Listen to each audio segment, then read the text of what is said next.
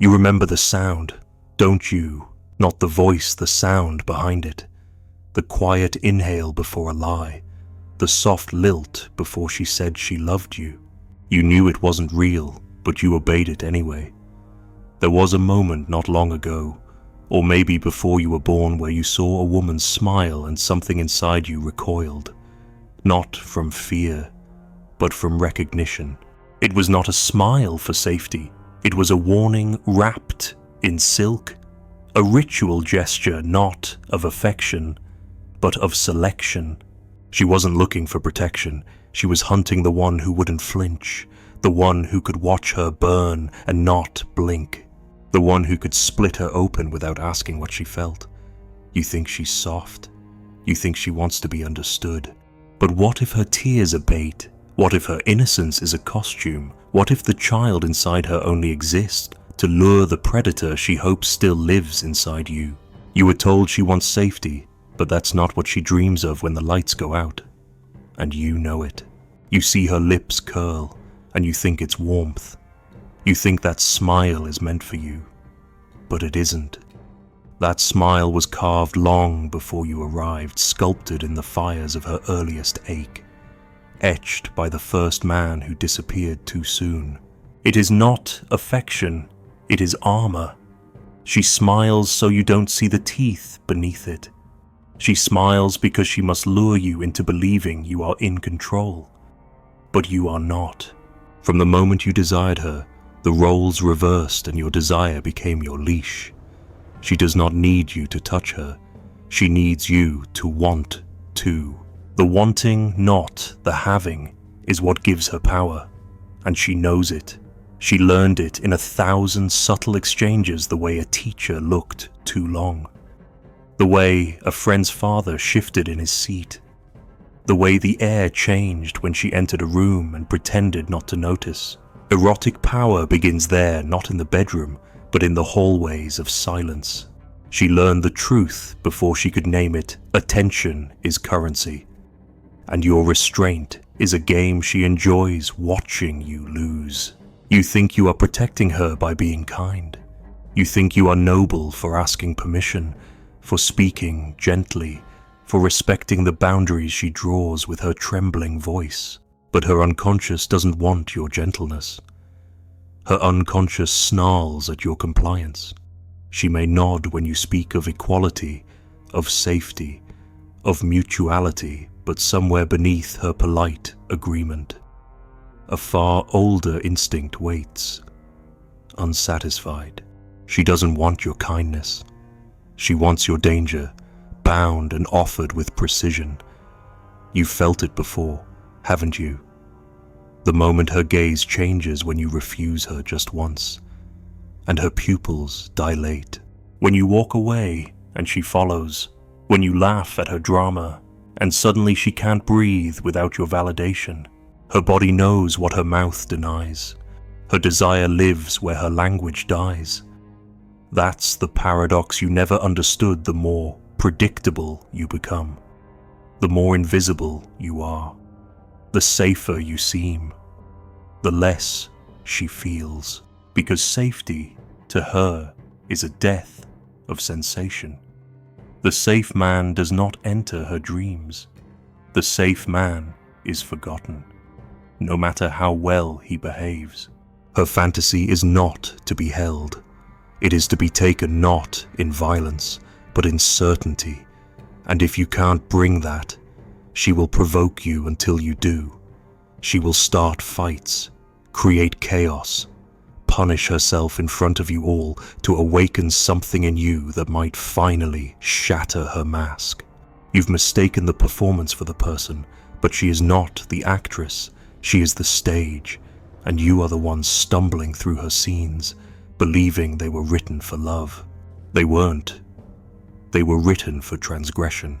She rehearses surrender, but only for the man who dares not ask. You thought your respect would open her. You thought your empathy would win her, but her pleasure is buried in the part of you you've been taught to suppress. She wants the wolf, but only the one who can wear the sheep's coat convincingly. She wants the father and the stranger, She wants to be unmade by someone who is unmoved by her pain. That's the real secret. It's not cruelty she seeks. It's exposure. Not to be hurt, but to be seen at the moment when she is most ashamed, most raw, most hungry. And if you cannot see her there, if you shrink from the intensity, she will disappear slowly, politely, but entirely. Her smile returns, softer now, more distant, and you think things are fine again, but she has already left. She has retreated into the secret theater of her mind, where her fantasies are crueler, more vivid, more alive than anything you could offer. There, you are not present. There, you have been replaced by someone who speaks not to her mind, but to the frightened animal in her blood. He does not ask. He does not explain. He simply acts, and she worships him in silence. You ask why she doesn't feel close to you, why she no longer initiates, why her body recoils though her words insist she still loves you.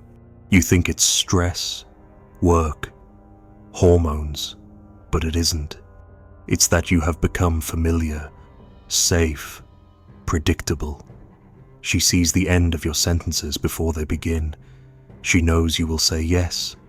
She knows you will apologize, and her body knows it's starving for a threat it can't predict. Desire is not built on goodness. It is built on danger perceived and survived. And she wants to survive you. Not your violence, your will, your imposition, your refusal to yield. The erotic is not found in your gentleness. It is born in your tension, in the edge you conceal, in the firmness that does not require her approval. You were taught that to love is to dissolve into her needs, but she needs you most when you refuse to disappear. You do not understand how deep it goes, how early it began. Her first pleasure was tinged with fear. Her first curiosity was laced with shame. She learned to equate arousal with taboo, and now she cannot separate them. The man who gives her safety makes her numb. The man who violates her expectations makes her feel alive. Not because he is cruel, but because he is unknown.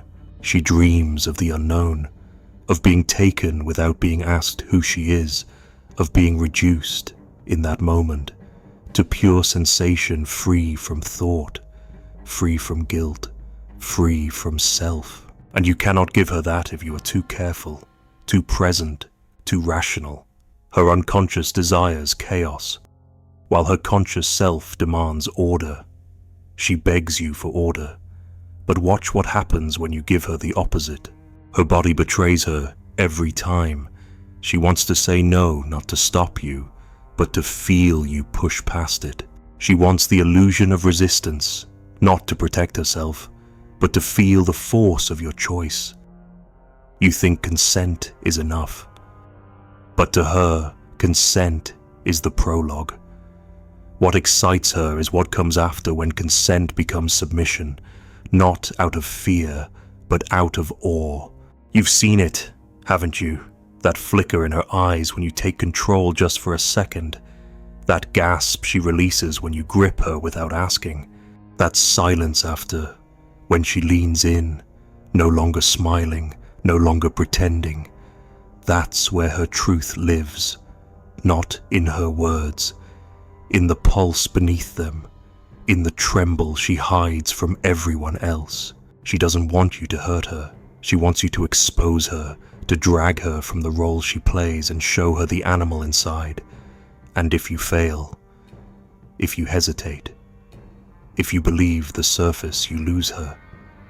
You become another ghost, another soft hand she cannot feel, another mouth she cannot trust. Because a woman's smile is never just a smile, it is a mask. Yes, but also a signal, and the man who knows how to read it will not ask for permission to see what lies beneath. He will already know. You want to believe she's confused, that she doesn't know what she wants, but that's a comfort you invent to preserve your image of her. She knows exactly what she wants, She just can't admit it to herself without destroying everything she pretends to be. Her morality is a cage built around her own longing. She rehearses decency to keep from drowning in the hunger that threatens to consume her. She looks in the mirror and sees the woman she's supposed to be, then dresses her body for the man who doesn't care who she is. She never shatters that mirror. She walks past it every morning, smoothing her expression like silk, pressing down every tremor. You think her composure is real, but it's not. It's survival. And when you play into that image, when you call her beautiful, respectable, kind, you are not loving her. You are confirming her lie. She doesn't want to be seen in her grace. She wants to be seen in her disgrace. That's the truth no one tells you. She aches to be found at her lowest, to be wanted not in spite of it, but because of it. You think she wants the man who praises her intelligence, the one who listens, who waits patiently for her vulnerability. But no, that man gives her control, and control to her is exile. It leaves her untouched, unpierced, unmoved. She wants the man who violates the performance, the one who isn't hypnotized by her rehearsed kindness, who sees the hunger in her eyes before she even knows it's there, the one who doesn't ask how she feels because he already feels it for her. That man doesn't speak to her mask. He speaks to her wound. She won't admit it. She'll deny it. She'll laugh, scoff, call it toxic. But her body keeps the score. Her body always returns to the man who didn't wait for approval, the one who saw her shadow and stepped into it. She doesn't desire a partner. She desires a portal, someone who can rupture her surface and draw out the creature buried beneath her smiles. She doesn't seek safety. She seeks submission, not in words, not in contracts, but in that moment when her pride is taken from her, and she doesn't want it back. There's a reason she tests you. She creates small storms drama over nothing, emotional outbursts, icy silence. You think she's irrational. You think she wants reassurance, but she's not asking you to fix her. She's daring you to remain unmoved. She's begging for someone who doesn't flinch. She wants a mirror that reflects her worst without cracking, and when you stand still in the face of her chaos, she softens. Not because you solved anything, but because you didn't collapse.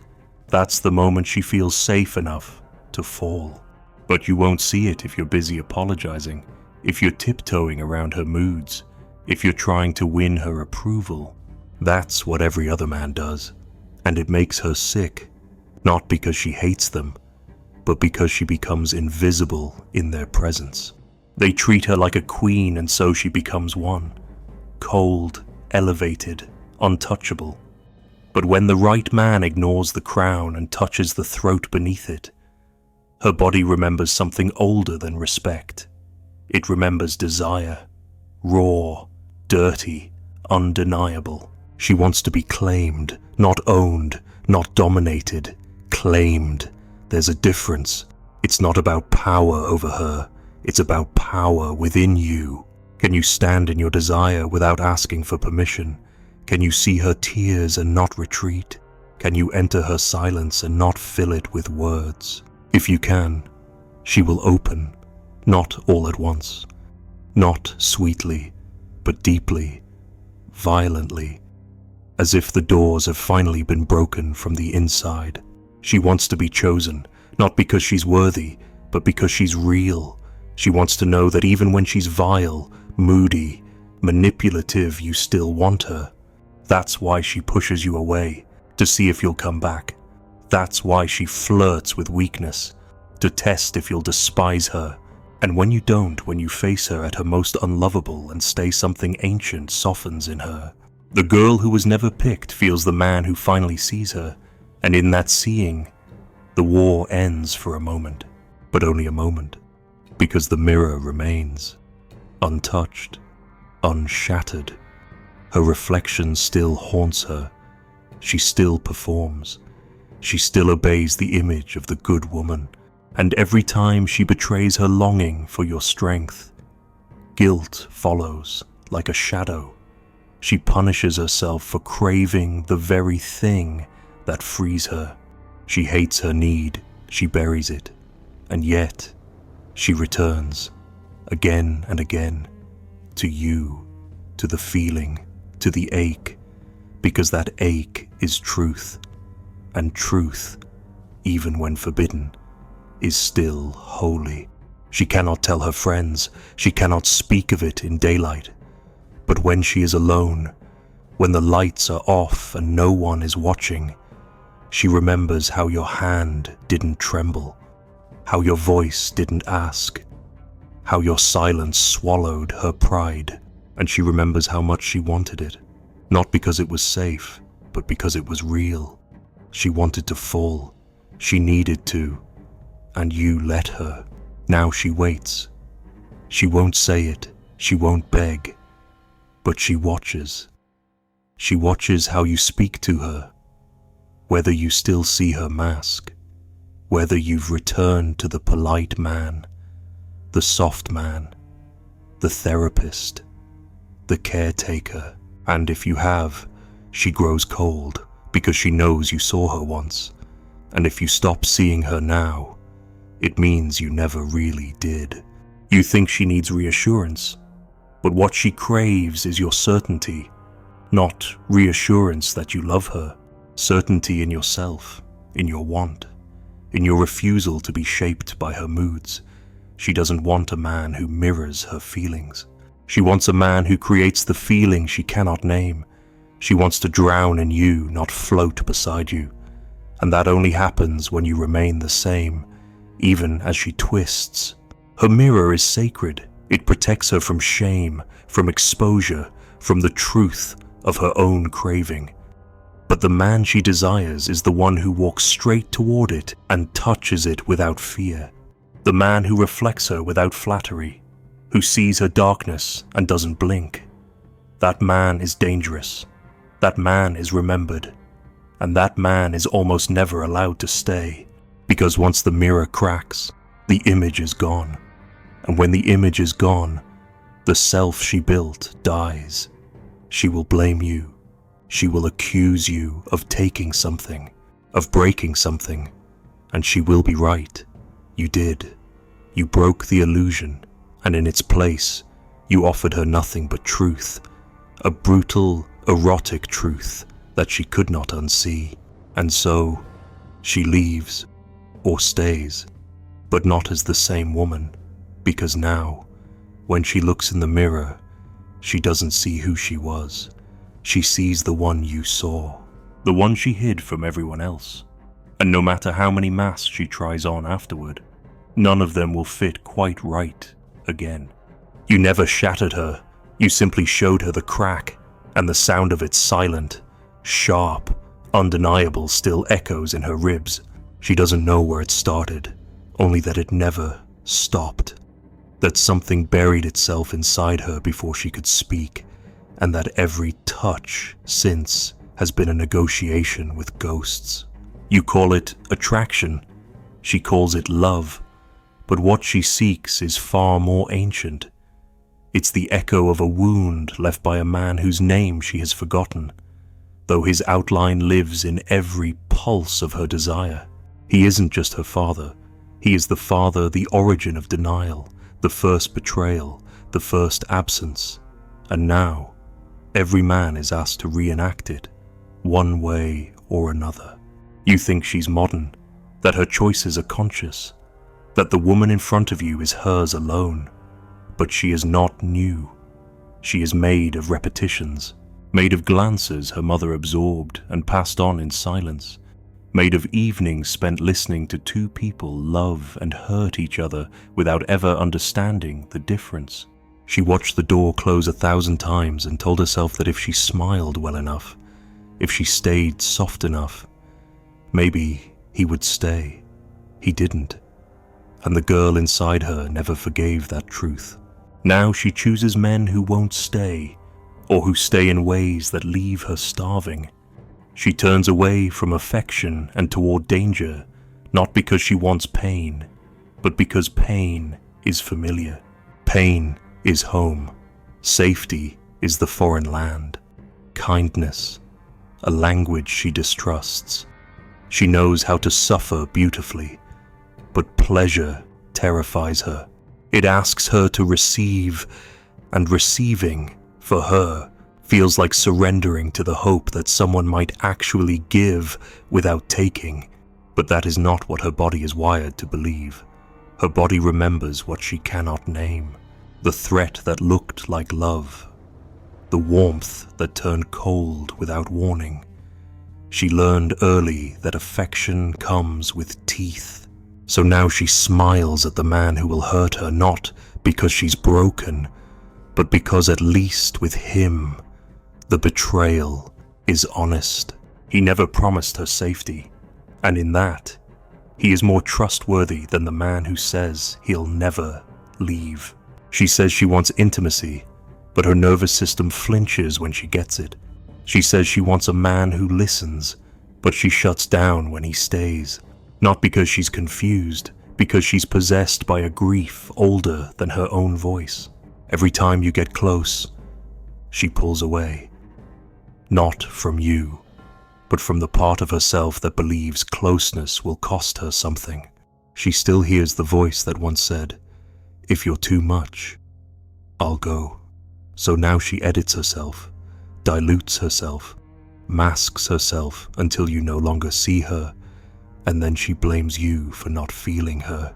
This is the wound that moans through generations, not screamed, not shouted, moaned quiet, rhythmic, in the background of every romantic act, a whisper through her skin, through her choices, through the way she kisses but never fully lets go. She touches you, but leaves some part untouched just in case, because if you see too much, you'll disappear, and she'd rather be misunderstood than abandoned. So she crafts herself for you. She becomes the version of a woman she thinks you can love. She wears the smile, says the right things, curves her body to your desire, but beneath that compliance is fury, not rage fury, a sacred buried scream that knows she has betrayed herself again. And when it bursts out, you call her hysterical. You tell her to calm down, but you never ask calm down from what? What are you calming that was never allowed to rise? The truth is, she wants to be ruined not by cruelty, but by certainty. She wants a man who does not hesitate, because her world is built on hesitation, on men who pause, who disappear mid-sentence, who want her but flinch at the cost of truly claiming her. She wants to be undone by someone whose desire is not afraid of her collapse, and when she finds it rare as lightning, her body does not tense, it melts. But that melting is dangerous. It threatens the identity she's built from resistance, the girl who doesn't need anyone, the woman who controls every interaction. If she melts, who is she? If she lets go, what happens next? You think she's playing hard to get. She's not. She's wrestling with extinction. The pleasure she craves is the death of her control. And the death of control means the return of every buried terror. She dreams of being taken not because she is weak, but because she is exhausted. The performance has drained her. The armor is heavy. And in her fantasy, the man doesn't ask her to take it off. He tears it off, not out of anger, out of reverence, because he can't bear to see her hidden any longer. That fantasy lives in the part of her she pretends doesn't exist, the part she mocks in other women, but in the dark, it rules her. You've seen the signs, the trembling just before she says she's fine, the way she tests your strength by pushing you away, the way she softens when you don't chase, but stand your ground. She's not confused.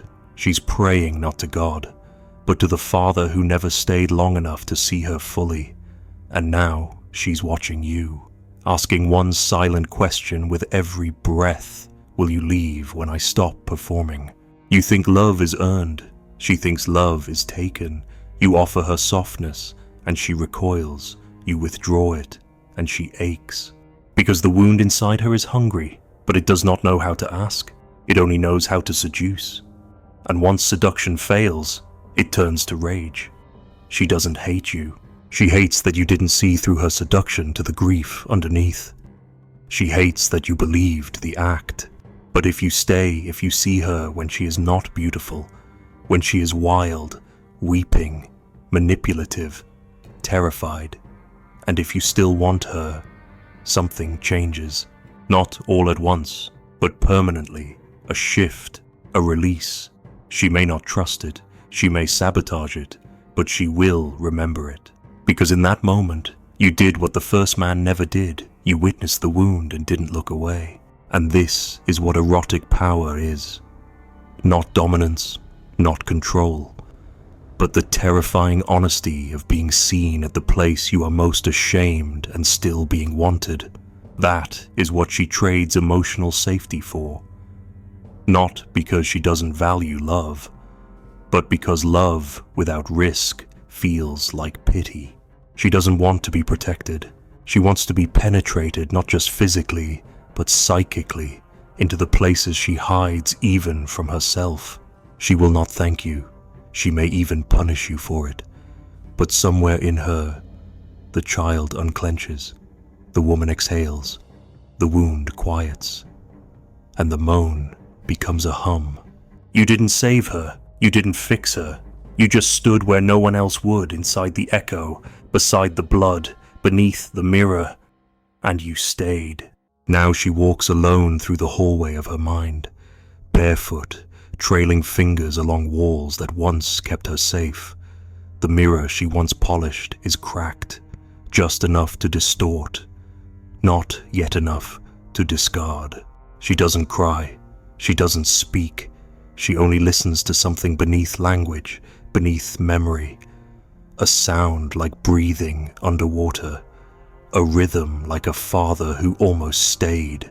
She touches her skin as if trying to remember who it belongs to. There is no closure, only an opening that will never close again. And in that opening a silhouette, not yours, not his, a shadow with no name, watching her from the far end of the corridor, not moving, not asking, only waiting, as if it always knew she'd return.